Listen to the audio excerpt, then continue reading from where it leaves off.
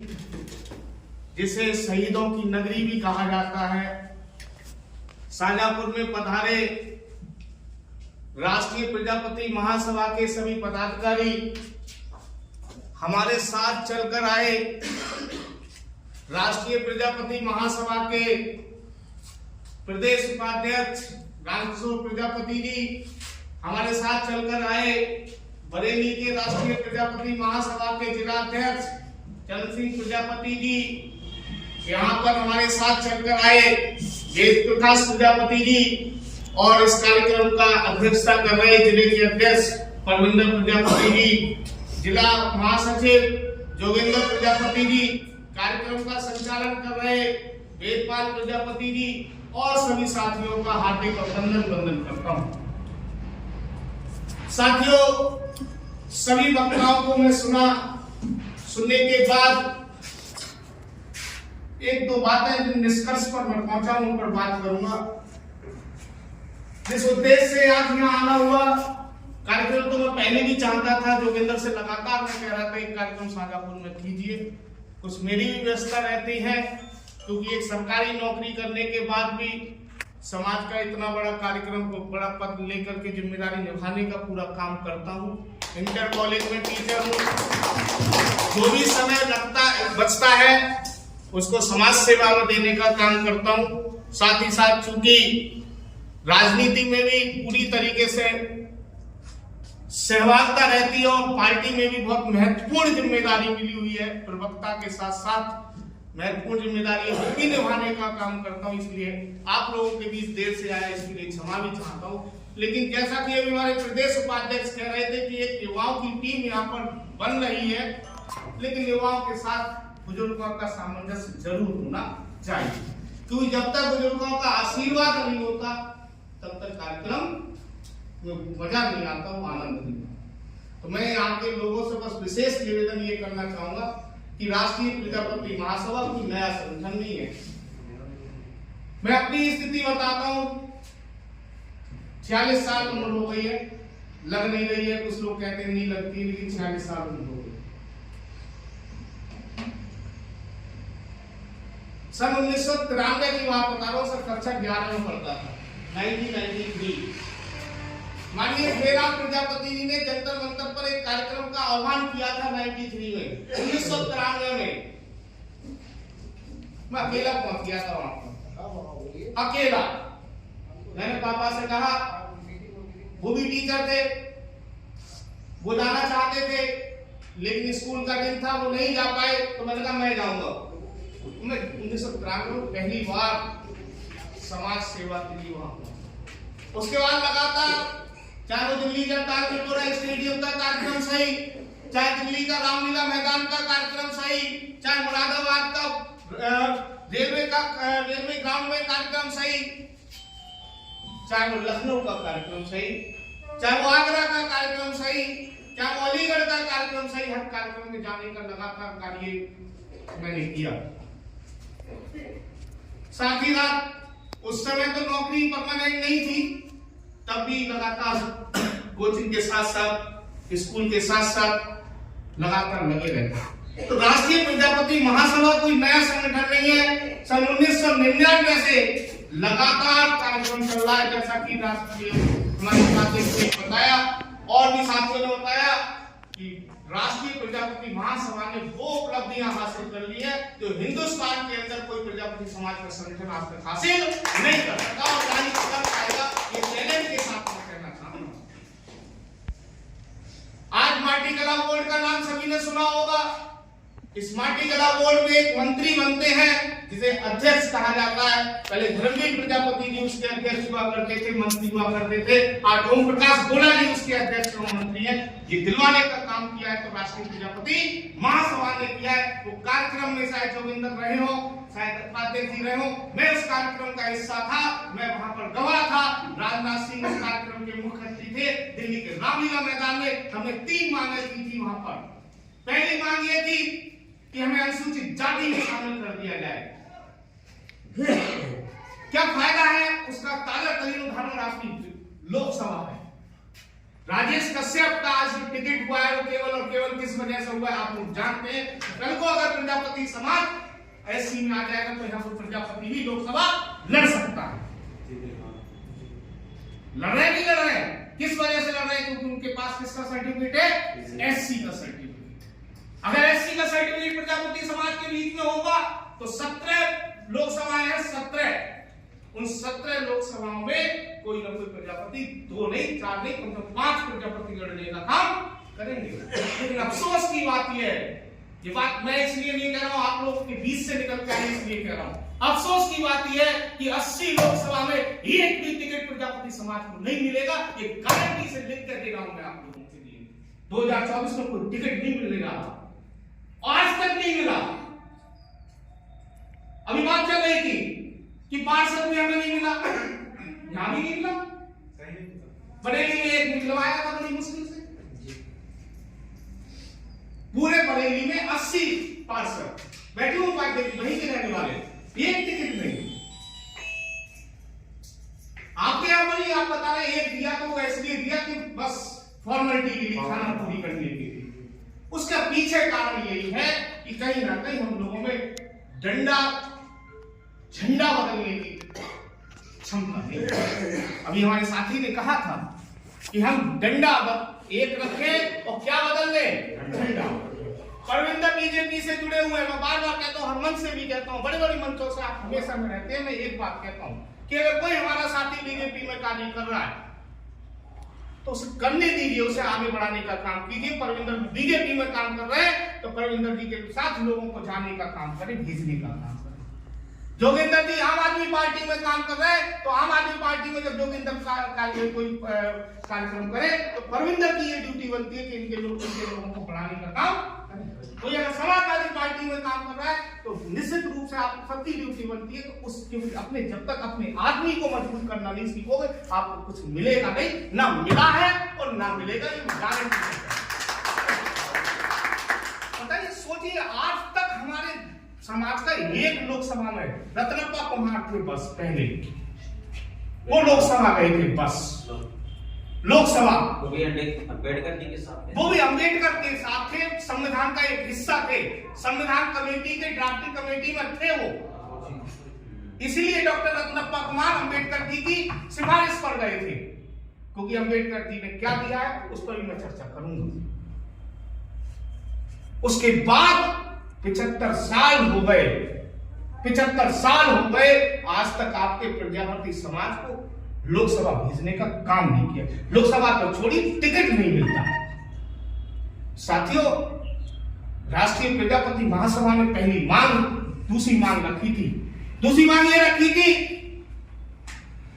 कि ओबीसी के आरक्षण को, पहला तो ये रखा था एससी में शामिल कर दीजिए, और अगर एससी में शामिल नहीं कर पा रहे तो राजनाथ सिंह इस उत्तर प्रदेश में मुख्यमंत्री हुआ करते थे।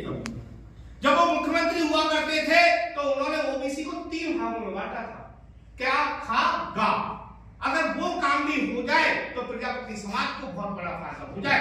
क्यों? क्योंकि ओबीसी का भी ज्यादा हिस्सा कुछ जातियों को मिला है, उनको रखा था का में, उन्हें 5%, दूसरी जातियों को खा में उन्हें 9%, और तीसरी जो हमारी मोस्ट बैकवर्ड जिसे कहते हैं, मोस्ट बैकवर्ड जिसे उन्हें रखा था गांव में, और उन्हें रखा था 11%, और हम लोग कौन से में थे? गांव में। दूसरी मांग ये रखी। तीसरी मांग रखी कि साहब हम लोग जो है विधानसभा का टिकट मिलता नहीं, लोकसभा का टिकट मिलता नहीं, विधानसभा पहुंच नहीं पाते, लोकसभा पहुंच नहीं पाते, तो कम से कम हमारा जो एक पैतृक धंधा है, जिसे हम अपना पैतृक धंधा कहते हैं, वही मजबूत हो जाएगा। हर प्रदेश में माटी कला बोर्ड का गठन कर दीजिए, जिससे कि कुछ फंड रिलीज कर दीजिए और एक मंत्री बना दीजिए, एक उपाध्यक्ष हो जाएगा, एक अध्यक्ष हो जाएगा, तो एक आध मंत्री भी हमारे समाज का बन जाएगा। ये मांग किसकी थी? राष्ट्रीय प्रजापति महासभा की थी, और आज हर प्रदेश में माटी कला बोर्ड का गठन हो चुका है, और हर प्रदेश में वहां पर एक हमारा समाज का कम से कम। उसी मांग को लेकर के राष्ट्रीय प्रजापति महासभा ने लगातार कार्यक्रम करने का कार्य किया। उसके बाद भी लगातार कार्यक्रम किए। पिछले 2 साल पहले आदरणीय श्रीराम प्रजापति पूरे देश में दौड़े थे, पूरे देश में 40 दिन पूरे देश में 40 दिन दौड़े। 40 दिन दौड़ने के बाद रामलीला मैदान पे कार्यक्रम फिर से किया, लेकिन कोई सफलता नहीं मिली। पिछले 1 साल बाद दारा सिंह प्रजापति राष्ट्रीय अध्यक्ष बने। भैया डिस्टर्ब हो जाए, भाषण होने के बाद दारा सिंह प्रजापति राष्ट्रीय अध्यक्ष बने, राष्ट्रीय प्रजापति महासभा के। जब वो राष्ट्रीय अध्यक्ष बने, मुझे जिम्मेदारी उन्होंने प्रदेश अध्यक्ष की दी।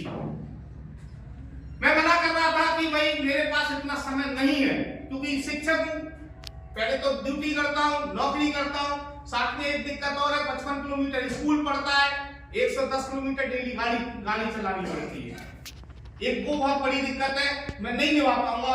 लेकिन जब उन्होंने दिया, नहीं माने तो मुझे लेना भी पड़ा, और जब लेना पड़ा तो आप लोगों ने देखा भी होगा, आज तक राष्ट्रीय प्रजापति महासभा में कोई 30 जिले के अध्यक्ष नहीं बन पाया। मैंने 1 महीने के अंदर 43 जिला अध्यक्ष बनाने का काम किया था, 1 महीने। और उसके बाद पिछले साल 28, 29, 30 मार्च के लिए हम लोगों ने दिल्ली के लिए पैदल मार्च किया था, मेरठ से दिल्ली तक। वहां पर लास्ट वाले दिन आप दोनों लोग भी यहां से पहुंचे थे। आप लोग बरेली से पहुंचे, आप शाजापुर से। मैं लगातार 3 दिन उस यात्रा में रहा, लगातार 3 दिन। और जैसा कि हमारे प्रदेश उपाध्यक्ष जी बता रहे थे कि उस यात्रा की चर्चा हमारे समाज में नहीं की। अफसोस की बात ये हमारे समाज में कम की। किसने की? उसने की जिसने 4-4 घंटे जाम में फंसा रहा, 10-10 किलोमीटर लंबा, 500 घोड़ा बग्गी थी, 500, मैं गवाह हूं, 500 घोड़ा बग्गी और कम से कम 500 गाड़ियां, और हजारों आदमी कैसा चल रहा था? पैदल चल रहा था। 10 किलोमीटर लंबा काफिला था, 10 किलोमीटर। लगातार 3 दिन हम पैदल चले, लगातार 3 दिन। उसका संदेश ये गया, उसका प्रभाव भी पड़ा, उसकी सजा भी मिली। दारा सिंह प्रजापति के फार्म हाउस पर 5-5 बुलडोजर चले, 5-5 चित्र वगैरह आए थे। एक नहीं, कितने चले? 5-5। लेकिन वो व्यक्ति फिर भी नहीं डरा, उसे डर नहीं मारा। बहुत हिम्मत की बात है। बताइए किसी कोई है आपके दौर में इतनी हिम्मत की बात कि 5 बुलडोजर चल जाए और फिर से खड़ा हो जाए, बोले आजा कुश्ती में मैदान में कुश्ती लड़ेंगे? है कोई नहीं। उन्होंने फिर से निश्चय किया कि एक बार दिल्ली के जंतर मंतर पर फिर दिखा देंगे हम प्रजापति क्या।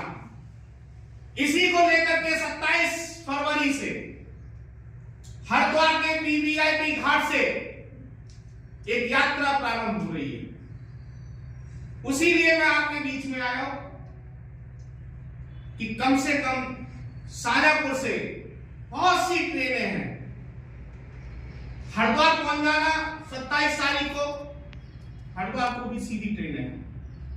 अगर 1% हरिद्वार ना पहुंच पाए 27 तारीख को, तो 28 फरवरी को मेरठ पहुंच जाना, क्योंकि 27 से चलेगी और 27 की रात को मुजफ्फरनगर रुकेगी। अगर 28 की सुबह पहुंच रहे हैं तो मुजफ्फरनगर पहुंच जाइए, शाम को पहुंच रहे हैं तो मेरठ पहुंच जाइए। 28 को यात्रा कहां रुकेगी? मेरठ। और 29 को अगर कहीं ना पहुंच पाए तो 29 की रात को गाजीपुर बॉर्डर पहुंच जाना, और कहीं ना पहुंच पाए तो 1 मार्च की सुबह को दिल्ली के जंतर मंतर पर जरूर पहुंच जाना। क्योंकि अगर नहीं पहुंचे तो दारा सिंह अकेले, क्या दारा सिंह प्रजापति को सब कुछ मिल जाएगा? क्या अकेले दारा सिंह प्रजापति को मिल जाएगा? क्या अकेले रामकिशोर जी को मिल जाएगा? क्या अकेले मुझे मिल जाएगा? क्या भाई 150 किलोमीटर चल के आया हूं आपके मुख्य, बरेली से नहीं आया हूं, बरेली से भी 80 किलोमीटर दूर मेरा घर, बरेली से 80 किलोमीटर दूर मेरा घर। भाई इसीलिए आए कि समाज में जो दबा है, कुचला है, शोषित है, उसको कुछ मिल जाए, उसके हक मिल जाए, उसके हक अधिकार मिल जाए। जैसे कि हमारे एक साथी कह रहे थे, उसको भागीदारी मिल जाए, क्योंकि इस देश में भागीदारी नहीं मिली। कितने लोगों को पता है बिहार की जनगणना के बारे में? अभी बिहार में जातीय जनगणना हुई। उस जातीय जनगणना में अभी हमारे साथी बता रहे थे कि 5% आबादी है हमारी, नहीं ये आंकड़े थोड़े सुधार लीजिए, थोड़ा सा हमारी आबादी 4% है ओबीसी में। ओबीसी की टोटल आबादी की कितने परसेंट है? 4। और हमारी आबादी लगभग 2% है ऑल इंडिया में, लगभग। प्लीज 2% कम थोड़ी है। 3% वाले लोग इस देश पर पिछले हजारों सालों से, युगों से, सदियों से क्या कर रहे हैं? शासन कर रहे हैं, सत्ता नहीं कर रहे हैं। 3% लोग। हम क्या परसेंट है? 1% ही तो कम है। हम क्या परसेंट है? 2%। हमारे एक एमपी नहीं मिलता, 2 एमएलए, मात्र 2 एमएलए। और देख लीजिए 3% वालों के कितने, किसी के 25 है, किसी के 30 है, किसी के 35 है, किसी के 40 है। यहां तक कि जाटव समाज हमसे आगे, यहां तक कि पारसी समाज जैसी जनसंख्या हमसे भी बहुत कम है, वो हमसे आगे। 2 टिकट ले गया एमपी के में। पारसी समाज, पाल समाज, कुर्मी समाज। कुर्मी कहां है बताइए, नजर आता है आपको कुर्मी कहीं? उत्तर प्रदेश के 8 या 9 जिलों में मात्र कुर्मी रहता है, 9-10 जिलों में बस। और एमएलए पता है कुर्मी के कितने हैं? ताज्जुब कर जाएंगे आप। 19 एमएलए, 5 टिकट हो गए समाजवादी से और 5 कम से कम मिलेंगे बीजेपी से कुर्मियों की, तो हमारा 1 टिकट नहीं। सबसे पीछे सबसे पीछे गई है। इसलिए कहना चाहता हूं, जब मानव सभ्यता लागू हुई थी तो हमारे बिना किसी का काम नहीं चलता था। बताओ, कोई एक व्यक्ति बता दे कि हमारे बिना काम चलता था? भाई ना पीतल थी, ना तांबा था, ना कांसा था, ना लोहा था, ना प्लास्टिक थी, तो क्या था? मिट्टी के बर्तन। शादी होती थी तो मिट्टी के बर्तन, घर में सब्जी पकानी है तो हड़िया में पकाओगे, पानी उबालना है तो कैसे में करोगे? मतलब हमारे बगैर मानव सभ्यता का काम नहीं चलता था। चलता था क्या? इसीलिए आप मुझे भारत का एक कस्बा बता दीजिए जहां पर प्रजापति समाज नहीं रहता। गांव तो है, गांव इसलिए कि 2, लेकिन ऐसा भी नहीं है, 3-4 गांव के अंदर मिलेगा जरूर। क्यों बस जाते थे, बसाते थे लोग, बुला बुला के बसाते थे, बोले हमारे गांव में आ जाओ। मैं सच बता रहा हूं, आज जिस गांव में हम रहते हैं वो गांव हमारा पैतृक नहीं है। अब तो शहर में रहते हैं, लेकिन जो हमसे हमारी पीढ़ी जहां रहती है वो हमारा पैतृक नहीं है। पहले हम दूसरी जगह रहते थे, वहां से बुलाया गया। क्यों बुलाया गया? क्योंकि काम नहीं चल रहा था। आज 4-5 किलोमीटर के एरिया के अंदर जब तक प्रजापति नहीं होता था, कश्यप नहीं होता था, केवट नहीं होता था, मल्ला नहीं होता था, काम नहीं चलता था। लेकिन आज हम कितने शोषित हैं। इसके लिए सिर्फ और सिर्फ ये कि आप लोगों के रगों में खून दौड़ता हो ना दौड़ता हो, मेरे रगों में तो खून दौड़ता होगा, दौड़ता है। तो मैं अपनी बात को कहने के लिए कहीं भी नहीं डरता हूं। कुछ लोग सोशल मीडिया के माध्यम से मुझे जानते हैं, कहीं नहीं डरता, क्योंकि डॉक्टर भीमराव अम्बेडकर ने कहा था, शिक्षा वो शेरनी का दूध है जो पीता है वो दार का है। तो मैं कभी नहीं धारण से नहीं करता। आप लोगों से भी यही निवेदन करना है कि अपने हक अधिकारों के लिए किसी से भी टकराना पड़ जाए तो पीछे मत हटो। ये मत सोचिए मैं अकेला हूं, मैं क्या करूंगा, अरे मुझे तो ये हो जाएगा। अकेले आए थे,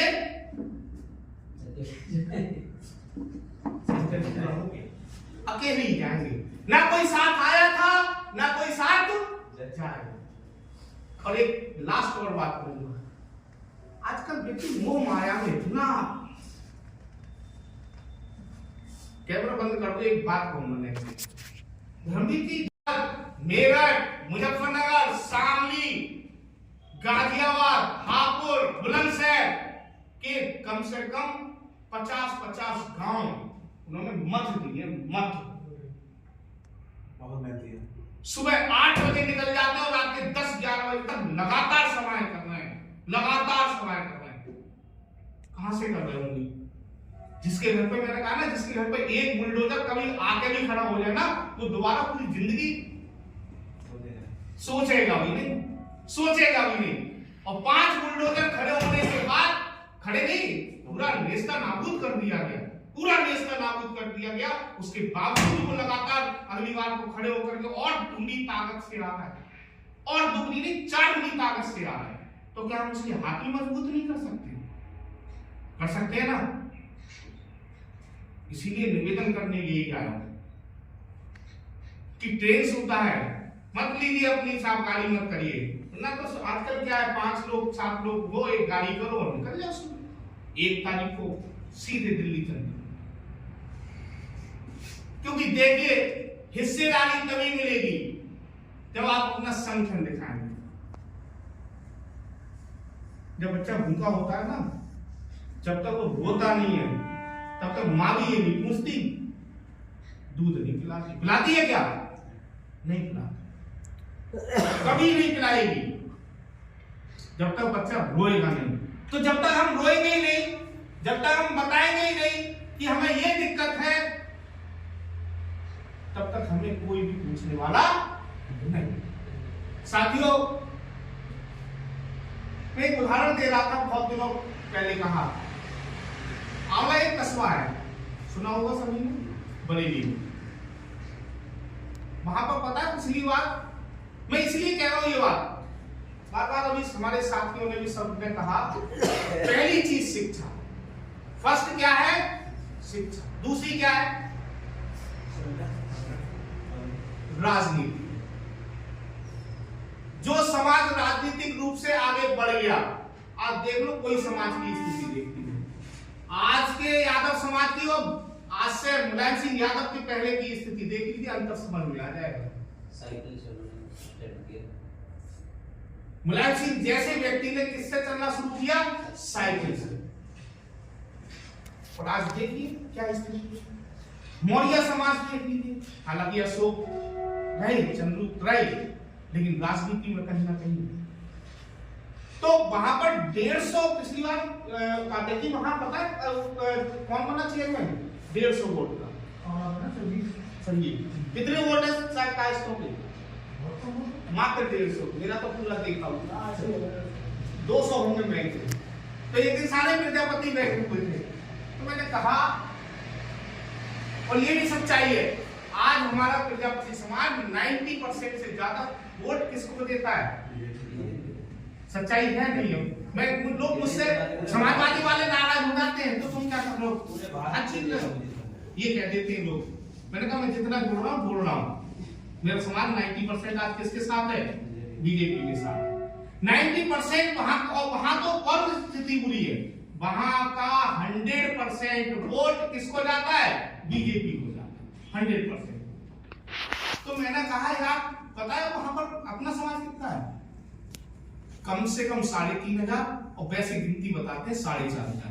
मैं तो 3.5 मानता हूं। आप सोचिए 150 वोट वाला चेयरमैन बन सकता है, तो 3500 वाला वोट चेयरमैन क्यों नहीं बन सकता? तो सभासद भी रहने वहां पे इस बार भी थी। तो मैंने कहा इस बार उन लोगों ने मेरी बात भी मानी, इस बार मेरी बात मानी। मैंने कहा इस बार एक काम करिए, सब लोग जाइए मिलकर अपने नेतृत्व के पास जाइए। बोले या तो टिकट दे दीजिए हमें, और नहीं दोगे तो बीजेपी वाले को हम किसी को जितवाएं, लेकिन बीजेपी को नहीं जितवाएंगे। या टिकट दो, क्यों नहीं दोगे ये बताओ भाई। हमारे वहां पर जो रामवीर जी है, बहुत मेहनती व्यक्ति, बीजेपी में कई सालों से लगे हुए। भाई रामवीर को दो, क्यों नहीं दोगे भाई? हमारा 3500 वोट और तुमका 150 वोट, हमारा 3.5 का 3.5 करता है।